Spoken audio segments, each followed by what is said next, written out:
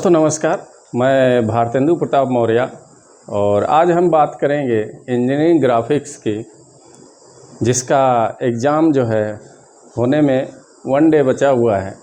जो प्रस्तावित पहला डेट था वो था 21 मई और अब जो एक्सटेंड हो के डेट पड़ा है वो है 24 मई। तो उससे संबंधित हम बात करेंगे कि छात्र छात्रा जो है एग्ज़ाम्स में क्या गलतियां करते हैं छोटी छोटी, और किसके वजह से जो है उनकी ड्राइंग जो है ग्राफिक्स जो है ख़राब हो जाती है और अच्छे से नहीं कर पाते हैं।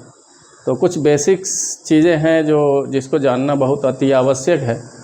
और ये सब्जेक्ट जो है बहुत एकाग्रता वाला सब्जेक्ट है कि आपकी एकाग्रता भंग हुई तो आपकी लाइनें जो है इधर उधर हो जाएंगी और आपका बना बनाया ड्राइंग जो है ख़राब हो जाता है, यानी ग्राफिक्स ख़राब हो जाता है। तो सबसे पहले तो ये आपको बताना चाहूँगा कि इंजीनियरिंग ग्राफिक्स एक इंजीनियर की मूल भाषा है। अगर एक इंजीनियर एक दूसरे से वार्तालाप करता है, अगर अपनी बात को दूसरे तक पहुंचाने का प्रयास करता है, तो उसके लिए इंजीनियरिंग ग्राफिक्स का ही सहारा लेता है। जैसा कि राजकीय पॉलिटेक्निक गोंडा में 5 ब्रांच संचालित हैं। पहला सिविल इंजीनियरिंग, दूसरा मैकेनिकल इंजीनियरिंग, तीसरा इलेक्ट्रिकल आईसी इलेक्ट्रिकल इंजीनियरिंग, चौथा और 5वां इलेक्ट्रॉनिक्स है।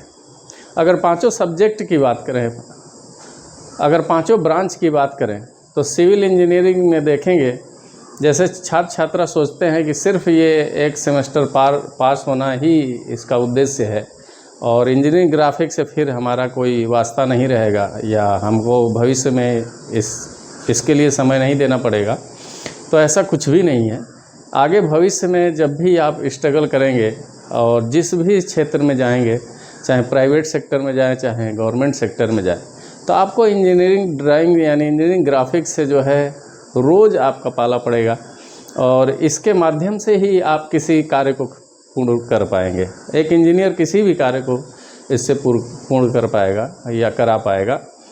तो सबसे पहले तो ये दिमाग में बैठा लेने की ज़रूरत है कि इंजीनियरिंग ग्राफिक्स को सिर्फ पास होने का ही एक जरिया ना समझें। इंजीनियरिंग ग्राफिक्स आपके जीवन का जरिया है और आपको ये एक ऐसा स्किल है जिसको आप अच्छे से जो है अपने अंदर शामिल कर लेते हैं और डेवलप कर लेते हैं, तो देखेंगे कि आपके भविष्य में 4 चांद लगाता है और काफ़ी अच्छा जो है आपको जहाँ भी जाते हैं तो आपको जो है एक आपकी वैल्यूएशन भी रहती है, आपकी वैल्यू भी रहती है और उससे संबंधित आपको कार्य भी मिल सकता है। तो ये स्पेसिफिक काम आपको जो है ड्राइंग अगर पढ़ना आता है तो आपको कहीं भी मिल सकता है। तो इसको जो है सिर्फ पास होने के लिए अभी तो आपके पास जो ऑप्शंस हैं वो है कि आपको विकल्प यही चुनना है कि सबसे पहले हम इसको कैसे करें और कैसे इसमें पास हो पाएँ, अच्छे नंबर्स ला पाएँ। तो पास होना एक दूसरी बात है और अच्छे नंबर्स लाना दूसरी बात है। तो पास होने के लिए सिर्फ पढ़ाई न करें और इसको जानने का प्रयास न करें, इसमें अच्छे नंबर्स लाने के लिए प्रयास करें। तो अच्छे नंबर्स लाने के लिए इसमें जो सबसे मोस्ट इम्पॉर्टेंट एक क्वेश्चन आता है वो आता है क्वेश्चन नंबर 1, जो आइसोमेट्रिक से ऑर्थोग्राफिक में कन्वर्ट करना रहता है। और कभी कभी ऐसा भी क्वेश्चन आ जाता है जो ऑर्थोग्राफिक से आइसोमेट्रिक में कन्वर्ट करना रहता है।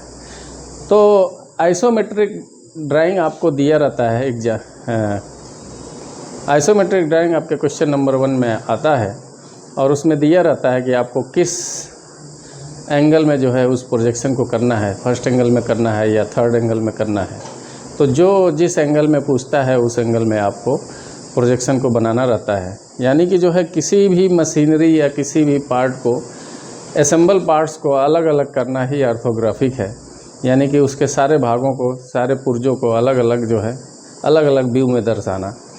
तो हम बात करेंगे सबसे पहले कि अगर आपको जो है ऑर्थोग्राफिक प्रोजेक्शन बनाना है तो क्वेश्चन में कभी कभी ऐसा भी आ जाता है कि ऑर्थोग्राफिक प्रोजेक्शन में फर्स्ट एंगल और थर्ड एंगल के सिंबल्स बनाइए। इस पर भी जो है आपको 6 या 7 नंबर का क्वेश्चन आता है या 20 या 14 नंबर का क्वेश्चन आता है। तो सिंबल्स भी याद कर लें, बुक से देख करके जो है कैसे सिंबल्स की प्रैक्टिस कर लें, बनाना सीख लें। उसके बाद से आपका क्वेश्चन शंकु फिक्स है, यानी कोन बनाना। उसके लिए आपका डायमेंशन चेंज हो जाता है, लेकिन क्वेश्चन का पैटर्न वही रहता है। उसी तरीके से आपको लेटर लिखना में इटैलिक लेटर लिखते हैं, सिंपल लेटर लिखते हैं, तो ये भी क्वेश्चन फिक्स है, इसकी प्रैक्टिस करना ज़रूरी है। उसी तरीके से एक साइज का जो है आपको लाइन दे दी जाएगी और क्वेश्चन आता है कि इसको कई बराबर भागों में जो है डिवाइड करें, तो उसको भी प्रैक्टिस करना ज़रूरी है। उसी तरीके से तमाम तरह के सिंबल्स आते हैं, उस सिंबल्स को जो है देखना ज़रूरी है कि एग्ज़ाम्स में जो है आपके अच्छे नंबर्स आ सकें। और उसी प्रकार जो है जो पहला क्वेश्चन होता है वो अनिवार्य भी रहता है और इसको करना ही करना है। तो इसमें 3 व्यू दर्शाने रहते हैं। 3 व्यू दर्शाने में 3 व्यू के जो है नंबर्स अलग अलग होते हैं। अगर तीनों व्यू बनाते हैं और उसमें आपके एक व्यू या 2 व्यू सही रहता है तो जो सही रहेगा उसके नंबर्स आपको मिल जाते हैं और जो नहीं सही रहता है उसका नंबर्स कट जाते हैं। तो आप प्रयास करें कि तीनों व्यू को अच्छे से बनाएं, अच्छे से ग्राफिक करें। तो सबसे पहले आप क्या करेंगे कि जब आप एग्ज़ाम में जाते हैं तो आपको एक ड्राइंग शीट दे दी जाती है 10 से 15 मिनट पहले। तो ड्राइंग शीट पे जैसे आप राइटिंग वर्क करते हैं तो आपको काफ़ी मिलती है, तो उसमें सारी चीज़ें इन्फॉर्मेशन आप फिल करते हैं। उसी तरीके से ड्राइंग शीट मिलेगा। ड्राइंग शीट में एक बड़ा साइज़ होता है, A3 से भी बड़ा होता है। तो उसको जो है कम से कम इतना ध्यान रखें कि जब भी ड्राइंग शीट आपको मिलती है उसकी फुल इन्फॉर्मेशन अपनी भर दें, रोल नंबर और अंकों में, शब्दों में। उसके बाद सब्जेक्ट नेम, सब्जेक्ट कोड, उसके बाद से आपका ब्रांच नेम, ब्रांच कोड और आपके सेंटर कोड क्या है। तो इस तरीके से जो भी इन्फॉर्मेशन मांगता है, कमरा नंबर, जो भी इन्फॉर्मेशन मांगता है, इन्फॉर्मेशन को भरने के बाद सबसे पहले आपको क्या कर लेना है कि आपको पेजिंग कर लेना है, यानी कि पेज मार्जिन कर लेना है। पेज मार्जिन करने के लिए आपको तरीका जो है बताया गया है क्लास में, कई बार हमने जो है आप लोगों को बताने का प्रयास किया है कि आपको क्या करना है कि ड्राइंग शीट जब मिलती है तो लेफ़्ट हैंड से आपको 20 mm आपको जो है छोड़ के एक लाइन सीधी रेखा खींच देना है वर्टिकल में। उसके बाद से जो है अपर साइड में, ऊपर साइड में जो है 5 mm छोड़ के एक रेखा खींच देना है और राइट हैंड से 5 mm छोड़ के एक रेखा खींच देना है और नीचे से, लोअर से जो है आपको 5 mm छोड़ के एक रेखा खींच देना। तब देखेंगे कि एक आपकी ड्राइंग शीट एक्यूरेसी में आ जाता है और उसके बीच आपको वर्क करना रहता है। तो उसको वर्क करने के लिए आप क्या करेंगे कि अब उसको 4 भागों में डिवाइड कर दीजिए, इसलिए कि ऑर्थोग्राफिक आता है तो ड्राइंग शीट बड़ी रहती है, तो 4 भाग उसमें बना लेंगे, सेंटर निकाल के 4 भाग बना लेंगे। तो 4 भागों में जब बांट लेंगे तो उसमें 4 क्वेश्चन कर सकते हैं आप आसानी से। तो ये करने के बाद आप क्या करेंगे कि सबसे पहले आपको, तब जैसा कि पेजिंग जब करेंगे तो ये एक बॉक्स टाइप का आपको आपकी ड्राइंग शीट वर्गाकार में हो जाएगी और इसमें आप क्या करेंगे कि सेंटर, इस लाइन का सेंटर लेकर के एक रेखा ऐसे खींच देंगे और इस लाइन का सेंटर लेकर के एक रेखा ऐसे खींचेंगे। तो देखेंगे कि आपको 4 ब्लॉक बन जाएंगे, 1 2 3 और 4 ब्लॉक बन जाएंगे। अब क्वेश्चन नंबर 1 इसमें कर देंगे, क्वेश्चन नंबर 2 इसमें कर देंगे, क्वेश्चन नंबर 3 इसमें कर देंगे और क्वेश्चन नंबर 4 इसमें कर देंगे। पर्याप्त आपको जो है स्पेस मिलता है उसमें। तो इसको करने के बाद आपको क्या करना है कि अब एक ब्लॉक में जो है, एक ब्लॉक में आपको कॉपी मिलते ही एक कार्य कर लेना है, चाहे आपको क्वेश्चन पेपर मिला हो चाहे ना मिला हो, आपका समय का बचत हो जाएगा। तो आपको क्या करना है कि एक ब्लॉक, जो आपका एक ब्लॉक रहेगा, एक ब्लॉक में क्वेश्चन नंबर 1 लिख देना है या आंसर नंबर 1 जो भी आप लिखते हो। उसके बाद से इसमें क्या करना है कि एक वर्टिकल लाइन रेखा खींचनी है और वर्टिकल रेखा खींचने के बाद इसका सेंटर लेते हुए एक हॉरिजेंटल रेखा खींचनी है, एक्स वाई, अगर नाम भी रख सकते हैं, एक्स वाई, जो भी आपको उचित समझ में आए। उसके बाद क्या करना है कि सेंटर से 5 से 10 mm आपको दूरी दोनों तरफ निशान लगा लेना है। इधर ऊपर और नीचे दोनों तरफ सेम बराबर निशान लगा लेना है। निशान लगाने के बाद आपको उसी के पैरेलल एक रेखा और खींचनी है, यानी कि 4 कोऑर्डिनेट आप बनाएंगे या 4 खाना कह लीजिए। इसको हम लोग ड्राइंग की भाषा में बोलते हैं 4 कोऑर्डिनेट। तो 4 कोऑर्डिनेट बनाएंगे। बनाने के बाद इतना आप करके प्रिपेयर हो जाएंगे, जब आपको क्वेश्चन पेपर मिलेगा तो सबसे पहले 1 नंबर क्वेश्चन करने का प्रयास करें। 1 नंबर क्वेश्चन में आपको समय लगता है। अगर एक्सपर्ट हैं तो आपको ज़्यादा समय नहीं लगेगा, अगर एक्सपर्ट नहीं है तो काफ़ी समय लग जाता है। तो सबसे पहले तो जो है ड्राइंग आपका जो है, जो भी क्वेश्चन पेपर मिलता है उसको पढ़ना सीखें, ड्राइंग को पढ़ना सीखें, ड्राइंग क्या बोल रहा है। और क्वेश्चन नंबर में लिखा रहता है कि जो है आपको करना क्या है। आइसोमेट्रिक ड्राइंग जो फिगर दिया रहेगा उसमें आपको क्या करना है, कौन सा व्यू किधर से है, यानी कि दिया रहता है कि एरो ए की तरफ से देखने पर एलिवेशन, एरो बी की तरफ से देखने पर साइड व्यू, और एरो सी की तरफ से देखने पर टॉप व्यू। तो एलिवेशन को फ्रंट व्यू भी बोलते हैं। और साइड व्यू में 2 साइड होती है, एलएच साइड और आरएच साइड। इसी में आपका कंडीशन बदल जाता है, 2 कंडीशन आ जाते हैं, कंडीशन नंबर 1 और condition number 2। Third angle projection बनाएंगे तो भी, और फर्स्ट एंगल प्रोजेक्शन बनाएंगे तो भी, दोनों में 2 कंडीशन आते हैं। तो ये कंडीशंस कैसे डिसाइड होते हैं, कि कंडीशंस डिसाइड करने के लिए आपको क्या करना है, समझने के लिए कि आपको एक क्यूब बना लेना है।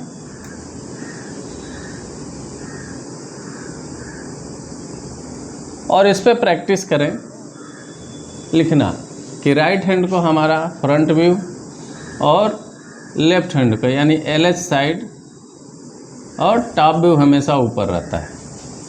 इस तरह लिख लिया। और लिखने के बाद जो है हम इस तरीके से जब फिर जो है कंडीशन नंबर 1 में पहले हम अप्लाई करेंगे इसको। कंडीशन नंबर 1 में क्या करेंगे कि हमारा फ्रंट व्यू राइट साइड को है और साइड व्यू एलएच साइड को है और टॉप व्यू ऊपर है। तो अगर थर्ड एंगल प्रोजेक्शन में कर रहे हैं, जैसा कि मैंने ये बनाया हुआ है, आपको ये प्रिपेयर कर लेना है पहले ही। तो इसमें क्या करेंगे कि फ्रंट व्यू आपके राइट साइड में है तो फ्रंट व्यू थर्ड एंगल में राइट साइड में ही आएगा। अगर एलएच साइड में साइड है तो एलएच साइड में यानी कि लेफ्ट हैंड पे ही आपकी साइड आएगी। और हमेशा फ्रंट व्यू यानी एलिवेशन के ऊपर ही टॉप व्यू हमारा बनता है। अगर फर्स्ट एंगल प्रोजेक्शन में ड्रॉप कर रहे हैं, फर्स्ट एंगल प्रोजेक्शन में ग्राफिक कर रहे हैं, तो आपको ऑर्थोग्राफिक जब फर्स्ट एंगल में करेंगे तो हमेशा टॉप व्यू नीचे रहता है। किसके नीचे रहेगा, फ्रंट व्यू या एलिवेशन के नीचे, चाहे वो जिस कोऑर्डिनेट में आप उसको ड्रॉप कर रहे हों। उसी तरीके से जब थर्ड एंगल प्रोजेक्शन में आप बनाते हैं तो आपका टॉप व्यू जो होता है यानी प्लान जो होता है, ऊपर का छत, वो हमेशा जो है एलिवेशन के ऊपर रहता है। फर्स्ट एंगल में एलिवेशन के नीचे और थर्ड एंगल में एलिवेशन के ऊपर। एकदम विधिवत जो है आपने कंठस्थ कर लीजिए दिमाग में इस चीज़ को। तो आपको क्या करना है कि अगर थर्ड एंगल प्रोजेक्शन कर रहे हैं तो आपको साइड हमेशा बदलती है। व्यू में हमारी साइड एलएच में भी हो सकती है और आरएच में भी हो सकती है। जैसे हमारी साइड चेंज होगी उसी तरीके से हमारे डायरेक्शंस बदल जाएंगे व्यू के। तो थर्ड एंगल प्रोजेक्शन में जो है हमारा फर्स्ट कंडीशन रहता है कि एलएच साइड में, आरएच साइड में फ्रंट है और एलएच साइड में साइड व्यू है, एलएच साइड व्यू है और टॉप व्यू है। तो उसमें हमारा क्या करेंगे कि राइट हैंड पे हमारा फ्रंट व्यू रहेगा और लेफ्ट हैंड पे साइड व्यू रहेगा और राइट हैंड के जस्ट ऊपर जो है हमारा टॉप व्यू रहेगा। लेकिन वही अगर दूसरा कंडीशन हम अप्लाई करेंगे कि हमारा ये जो साइड है वो आरएच साइड में चला जाए और फ्रंट व्यू हमारा एलएच में आ जाए, तब यहाँ कंडीशन दूसरा अप्लाई हो जाता है। इसमें हम फिर क्या करते हैं कि हमारा फ्रंट व्यू लेफ़्ट को है तो लेफ़्ट में थर्ड एंगल में लेफ़्ट को हमारा लेफ़्ट कोऑर्डिनेट में जो है नीचे के हम फ्रंट व्यू बनाएंगे एलिवेशन।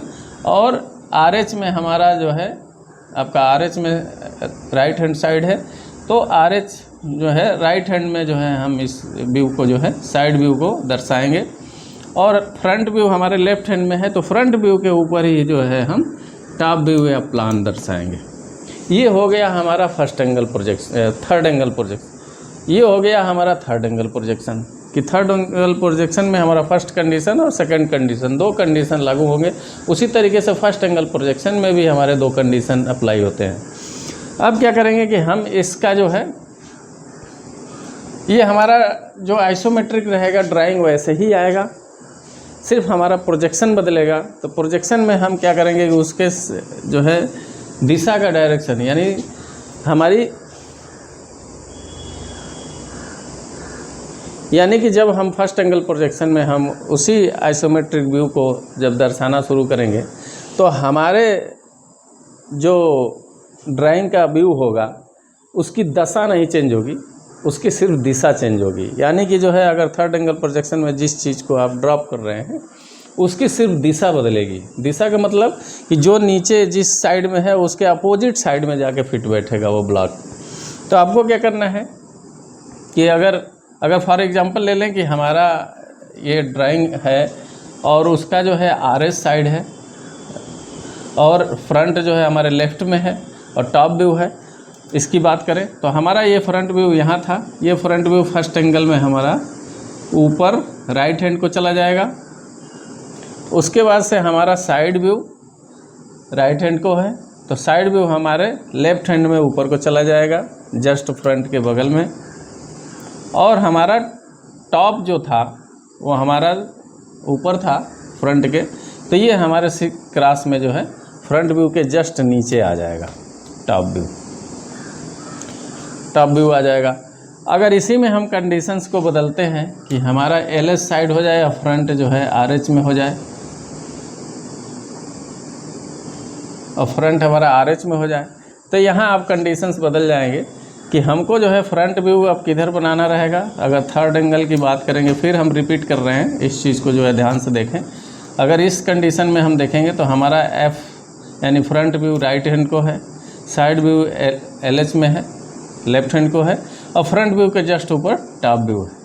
अब इसको हमको फर्स्ट एंगल में ड्राफ्ट करना है, तो फर्स्ट एंगल में जब हम ड्राफ्ट करेंगे ऑर्थोग्राफिक करेंगे तो हमारा फ्रंट व्यू आ जाएगा लेफ्ट हैंड के टॉप पे और साइड व्यू चला जाएगा राइट हैंड के टॉप पे और जो टॉप व्यू है वो सीधे आ जाएगा हमारे फ्रंट व्यू के नीचे लेफ्ट हैंड में। ये हमारे कंडीशंस बदलेंगे और ये जो तीसरा कोऑर्डिनेट और चौथा जो कोऑर्डिनेट होगा वो जो है हमारा 45 डिग्री पे क्रॉस करता है। तो ये इस तरीके से हम जो है फर्स्ट कंडीशन और सेकंड कंडीशन अप्लाई करते हैं। तो ये समझने की ज़रूरत है। सबसे पहले जैसे कई छात्रों ने हमको जो है अपना ड्राइंग बना के ग्राफिक करके व्हाट्सएप किया था, तो मैंने देखा कि जो है बनाया तो सही है उन्होंने, लेकिन उस व्यू का जो है डायरेक्शन गलत डायरेक्शन में जो है फिट किया हुआ है, यानी व्यू को गलत जो है कोऑर्डिनेट में जो है वो ग्राफिक किया हुआ है। तो इससे क्या होगा कि आपके नंबर्स कट जाएंगे। ये बहुत मेजर प्रॉब्लम है आपका। तो सबसे पहले इसको समझने की ज़रूरत है विधिवत। इस वीडियो को बहुत अच्छे से देखिए और बात को सुनिए और समझने का प्रयास करिए। अगर आपको कोई भी कन्फ्यूजन होता है तो आप हमारे नंबर पे व्हाट्सअप कर सकते हैं। किसी भी ड्राइंग को ड्रॉप करके आप व्हाट्सअप कर सकते हैं, हम उसमें एरर खोज के आपको बताएंगे कि क्या एरर्स आ रहे हैं। तो ये 18 नंबर का क्वेश्चन है और 18 नंबर अगर आप कंप्लीट सिक्योर कर लेते हैं तो देखते हैं कि अगर आपको सिर्फ पास होना है, पास होने के लिए अगर इंजीनियरिंग ग्राफिक का पेपर दे रहे हैं तो ये क्वेश्चन करने के बाद आपको मात्र 2 नंबर और चाहिए होते हैं पास होने के लिए। अगर एक क्वेश्चन कोई भी कर देते हैं 7 नंबर का तो आपको जो है पास भी हो जाएंगे और नंबर्स भी अच्छे हो जाएंगे। लेकिन अच्छे नंबर्स के लिए अगर इंजीनियरिंग ग्राफिक की प्रैक्टिस कर रहे हैं और पेपर दे रहे हैं तो अच्छे नंबर्स के लिए सबसे पहले क्वेश्चन नंबर 1 करिए, 18 नंबर आपका सिक्योर हो जाएगा। उसके बाद से कोन बनाइए, 14 नंबर आपका सिक्योर हो जाएगा। उसके बाद से लेटर लिखिए, 7 नंबर आपका सिक्योर हो जाएगा। उसके बाद जो है सिम्बल्स बनाइए, 7 नंबर आपके सिक्योर हो जाएंगे या 14 नंबर, जो भी नंबर्स आते हैं। तो बहुत ही आसान है आपका इंजीनियरिंग ग्राफिक में पास होना। बस ये है कि आपकी एकाग्रता बनी रहे और आपकी प्रैक्टिस ज़रूर होनी चाहिए। पेंसिल चलाना, सेट चलाना या मिनी ड्राफ्टर चलाना आपको प्रॉपर आना चाहिए। अगर मिनी ड्राफ्टर नहीं चला पा रहे हैं तो आप सेट स्क्वायर से उसको करिए, जो भी आपको इजी टूल समझ में आता है, जिसकी भाषा आपको समझ में आती है और आपकी भाषा जिस टूल को समझ में आता है उसी को प्रैक्टिस करिए, उसी के माध्यम से आप कार्य करने का प्रयास करिए। तो देखेंगे कि धीरे धीरे जो है आपका प्रैक्टिस होता चला जाएगा और कोई भी कन्फ्यूजन नहीं रहेगा और आप जाके पेपर में एग्ज़ाम में जो है फुली इत्मीनान से जो है आप पेपर दे सकते हैं और अच्छे नंबर्स ला सकते हैं। तो इंजीनियरिंग ग्राफिक को समझने से पहले जो है उसको देखना आना चाहिए और जब देखना आएगा तो आपको समझ में आएगा और जब समझना आएगा तो आपको करना आएगा। तो ये 3 चीज़ों का ध्यान रखना है कि आपको पहले तो इंजीनियरिंग ग्राफिक पढ़नी आनी चाहिए और आइसोमेट्रिक ड्राइंग पढ़नी आनी चाहिए। और जब पढ़ना आ जाएगा तो आपको समझ में आएगा, जब समझ में आएगा तो आप उसको फुली कर भी सकते हैं। तो ये वीडियो बनाने का मेन उद्देश्य था कि जो है काफ़ी छात्रों ने हमको जो है व्हाट्सअप किया था। अब देखा कि जो है सबके पास जो है वही एरर, सबके ड्राइंग में वही एरर्स आ रहे हैं, वही गलतियां आ रही हैं, बार बार वही चीज़ें आ रही हैं, जबकि जो है ड्राइंग अच्छे से बना रहे हैं लेकिन त्रुटियां हैं कि जो है हम व्यू को सही डायरेक्शन में नहीं रख पा रहे हैं। सही डायरेक्शन क्या होना चाहिए, किस डायरेक्शन में इसको हमको ड्राफ्ट करना चाहिए, किस कोऑर्डिनेट में ड्राफ्ट करना चाहिए, ये नहीं हो पाता है। तो ये वीडियो हमें उम्मीद है कि जो है आपको सहायता प्रदान करेगा आपके एग्ज़ाम्स में। और नहीं समझ में आता है तो आप हमको जो है हमारे नंबर पे व्हाट्सअप कर सकते हैं। आप ग्राफिक करके कोई भी अगर आपको कन्फ्यूजन लगता है, कोई भी आपको सस्पेंस रहता है तो उसको क्लियर करने के लिए आप जो है हमसे कांटेक्ट भी कर सकते हैं व्हाट्सएप के माध्यम से, और हम उसका जो है आपको ज़रूर रिप्लाई देंगे। बहुत बहुत धन्यवाद। नमस्कार।